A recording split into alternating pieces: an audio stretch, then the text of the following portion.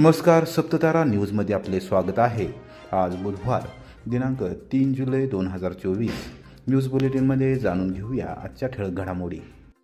कोरेगाव व रहमतपूर शहरातील 12 हॉस्पिटल्स व क्लिनिक्सची आरोग्य विभागाकडून तपासणी। प्रांताधिकाऱ्यांच्या लेखी पत्रानंतर सामाजिक कार्यकर्ते दत्तात्रय सुतार यांनी आंदोलन थांबविले। कोरेगाव तालुक्यातील आरोग्य विभागाने सामाजिक कार्यकर्ते दत्तात्रय सुतार यांच्या आंदोलनाच्या पार्श्वभूमीवर कोरेगाव आणि रहमतपूर शहरातील विविध हॉस्पिटल्स व क्लिनिकची तपासणी केली आहे।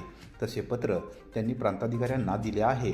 बुधवारी दुपारी 1:30 वाजता या संदर्भातील औपचारिक पत्र आंदोलनकर्ते दत्तात्रय सुतार यांना नायब तहसीलदार संदीप चव्हाण व अव्वल कारकून रणजित जाधव यांनी दिले। या पत्रामुळे सुतार यांनी तुर्तास आपले आंदोलन थांबवले आहे। कोरेगाव तालुक्यातील आरोग्य विभागाने अनागोंदी कारभार लक्षात घेऊन दत्तात्रय सुतार यांनी दिनांक 14 जून रोजी प्रांताधिकारी अभिजित नाईक यांच्यासह सर्व प्रशासकीय खाते प्रमुखांना निवेदन सादर करून आंदोलन छेडण्याचा इशारा दिला होता। या कालावधीमध्ये आरोग्य विभागाने कोणतीही कारवाई अथवा कार्यवाही न केल्याने दिनांक 1 जुलैपासून प्रांताधिकारी कार्यालयाच्या प्रवेशद्वारावर सुतार यांनी धरणे आंदोलन सुरू केले होते। 2 दिवस धरणे आंदोलन सुरू राहिल्यानंतर प्रशासनाने तात्काळ ॲक्शन मोडमध्ये येत चर्चेद्वारे आंदोलन थांबवण्याची विनंती सुतार यांना केली होती। त्यानुसार मंगळवारी सायंकाळी प्रांताधिकारी कार्यालयात उपजिल्हा रुग्णालयाच्या वैद्यकीय अधीक्षक अरुंधती कदम, नायब तहसीलदार संदीप चव्हाण, अव्वल कारकून रणजित जाधव व दत्तात्रय सुतार यांची बैठक झाली। त्यामध्ये आंदोलन मागे घेण्याबाबत चर्चा करण्यात आली। आरोग्य विभागाने कोरेगाव आणि रहमतपूर शहरातील सुमारे 12 हॉस्पिटल्स आणि क्लिनिक्सची तपासणी केली आहे। याबाबत अहवाल जिल्हाधिकाऱ्यांना सादर केला जाणार आहे असे पत्र दिले आहे। त्यानुसार प्रांताधिकारी अभिजित नाईक यांच्या स्वाक्षरीचे पत्र दत्तात्रय सुतार यांना देण्यात आले। या पत्रानंतर सुतार यांनी आपले आंदोलन तुर्तास थांबवले आहे। शासकीय आरोग्य विभागाने केवळ चौकशीचा फार्स करू नये, कायद्याच्या चौकटीत राहून तपासणी करून दोषी असणाऱ्यांबाबत कारवाईचा अहवाल सादर करावा।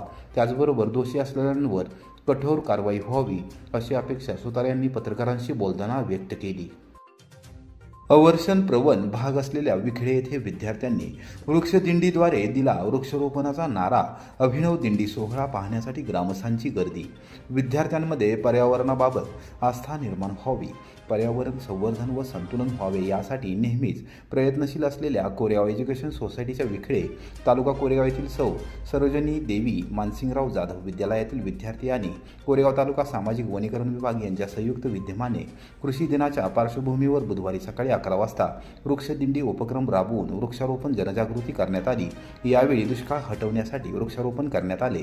संस्थेच्या अध्यक्षा ॲडव्होकेट सुनीताताई जगताप यांच्या प्रेरणेतून आणि उपाध्यक्ष भीमराव काका पाटील, अन्य पदाधिकारी यांच्या विशेष सहकार्यातून दरवर्षी विखेडे व पंचक्रोशीतील ग्रामस्थ यांच्या बहुमोल सहकार्यातून हा उपक्रम राबविला जातो। सामाजिक वनीकरण विभागाचे वन अधिकारी सावंत, माजी सरपंच महादेव राक्षे, विद्यमान ग्रामपंचायत सदस्य रवींद्र मतकर, विकास सेवा सोसायटीचे संचालक रतन अण्णा अहिरेकर, ग्रामपंचायत सदस्य रेखाताई मतकर व भारतीताई अहिरेकर यांच्या उपस्थितीमध्ये हा उपक्रम राबविण्यात आला।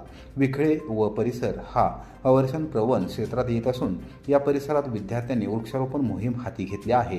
केवळ विद्यार्थी नव्हे तर पालक आणि ग्रामस्थ या मोहिमेत उत्साहाने सहभागी होत आहेत।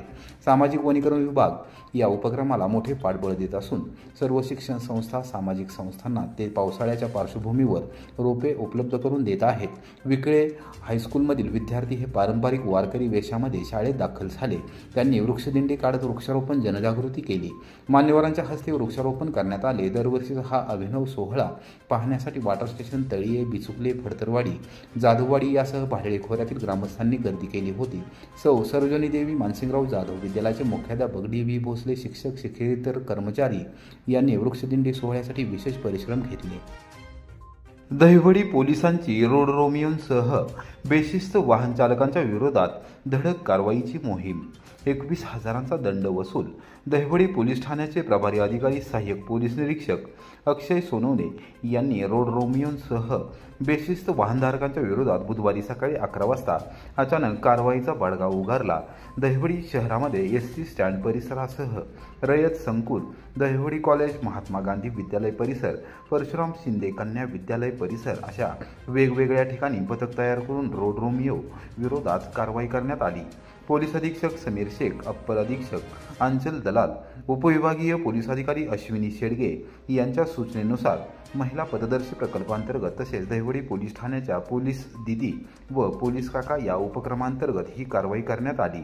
दहिवडी परिसरामध्ये फिरणाऱ्या रोड रोमिओ व कॉलेजमधील तरुण तरुणींनी बेशिस्त वाहनचालक, विनापरवाना वाहन चालवणारे वाहनधारक, वाहन चालवणारे अल्पवयीन मुले चालवताना सापडल्यास त्यांच्यावर कारवाई करण्यात येणार असून याबाबत पालकांनी सतर्क राहावे असा इशारा त्यांनी दिला। दहिवडी शहरामध्ये रोड रोमिओ यांच्यावर महाराष्ट्र पोलीस अधिनियमानुसार 37 खटले व मोटार वाहन अधिनियमाप्रमाणे 25 खटले दाखल करून 21,000 रुपये दंड वसूल करण्यात आला। सहाय्यक पोलीस निरीक्षक अक्षय सोनवणे, पोलीस उपनिरीक्षक मोटे धोंगडे, वाहतूक नियंत्रण शाखेचे हवालदार सागर लोखंडे, सहदेव साबळे, प्रकाश खाडे, निलेश कुदळे, गणेश पवार, सुधीर करचे, प्रणाली सत्रे, ऋतुजा तरटे, नीलम रासकर, प्रकाश हांगे, प्रकाश इंदलकर, स्वप्नील म्हामणे, बापू खांडेकर, महेंद्र खाडे, तानाजी काळे यांनी या कारवाईत भाग घेतला। आज रोजी दहिवडी पोलीस स्टेशन हद्दीतील रोड रोमिओ तसेच अल्पवयीन वाहन चालक तसेच वाहतुकीच्या नियमांचे पालन न करणारे सर्व वाहन चालक यांच्यावर महाराष्ट्र पोलीस अधिनियम तसेच मोटर वाहन अधिनियम याद्वारे कारवाई करण्यात आलेली आहे। आज हा उपक्रम दहिवडी पोलीस स्टेशनच्या सर्व अधिकारी आणि अंमलदार यांच्या मार्फत आयोजित करण्यात आलेला होता। या अनुषंगाने आज रोजी आम्ही संपूर्ण शाळा कॉलेज परिसरामध्ये विनाकारण फिरणारे तसेच ज्या आमच्याकडे विद्यार्थिनींना छेडखानीच्या ज्या तक्रारी प्राप्त झालेल्या होत्या या अनुषंगाने ही मोहीम राबवण्यात आलेली होती। मी सर्व अल्पवयीन विद्यार्थी तसेच अशा प्रकारचे वर्तणूक करणाऱ्या विद्यार्थ्यांना हे आवाहन करू इच्छितो की कुणीही अल्पवयीन वाहन चालक जर वाहन चालवता मिळून आल्यास आता त्याच्या पालकांना याबाबत दंडाची शिक्षा होणार आहे। त्यामुळे सर्व पालकांनी देखील आपल्या मुलांना वाहन चालवायला देऊ नये, तसेच वाहन चालवताना सर्वांनी वाहतुकीच्या नियमांचं पालन करावं। तसेच अल्पवयीन विद्यार्थिनींना छळल्यामुळे किंवा त्यांना त्रास दिल्यामुळे पोक्सो कायद्याअंतर्गत गुन्हा दाखल होऊ शकतो, याकरता आज रोजी ही जनजागृती करण्यात आली होती। महाबळेश्वर तालुक्यातील गावरी गावामध्ये पुराच्या पाण्यात वाहून गेलेल्या बबनराव कदम यांचा मृतदेह अखेर सापडला। ग्रामस्थांमध्ये हळहळ। महाबळेश्वर तालुक्यातील दुर्गम अशा गावरी गावामध्ये मंगळवारी सकाळी 11 वाजण्याच्या सुमारास जनावरे चारण्यासाठी गेलेले बबनराव कदम व त्यांच्या पत्नी सोनाबाई कदम हे दोघे ओढ्याच्या पुराच्या पाण्यात वाहून गेले। यावेळी प्रसंगवधान दाखवत बबनराव कदम यांनी पत्नीला पाण्याच्या बाहेर ढकलले, त्यामुळे त्या वाचल्या, पण बबनराव स्वतः वाहून गेले। बुधवारी सकाळी 9 वाजता सुमारास नदीपात्रातील एका झाडाला अडकलेल्या अवस्थेत त्यांचा मृतदेह सापडला।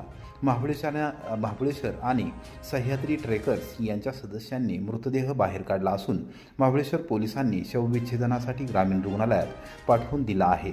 बबनराव कदम यांचा मृतदेह पाहून पंचक्रोशीतील ग्रामस्थांनी हळहळ व्यक्त केली।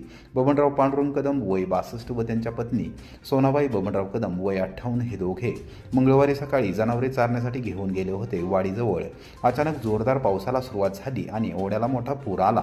त्या दरम्यान दोघांचा तोल गेला आणि ते ओढ्यात पडले। पाण्याचा प्रवाह जास्त असल्याने दोघे वाहत गेले। दरम्यानच्या काळात प्रसंगवधान राखत बबनराव यांनी मोठ्या हिमतीने आपल्या पत्नीला पाण्याच्या प्रवाहाच्या बाहेर ढकलले।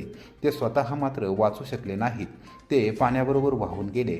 जोरदार पाऊस आणि रात्रीचा अंधार यामुळे शोध मोहीम थांबवण्यात आली होती। बुधवारी सकाळी शोध मोहीम पुन्हा सुरू करण्यात आली। त्यावेळी नदीपात्रात कदम यांचा मृतदेह आढळून आला। तहसीलदार तेजस्विनी पाटील, मंडलाधिकारी चंद्रकांत पारवे, तलाठी अविनाश शेडोलकर व ग्रामसेवक घाडगे हे घटनास्थळी उपस्थित होते।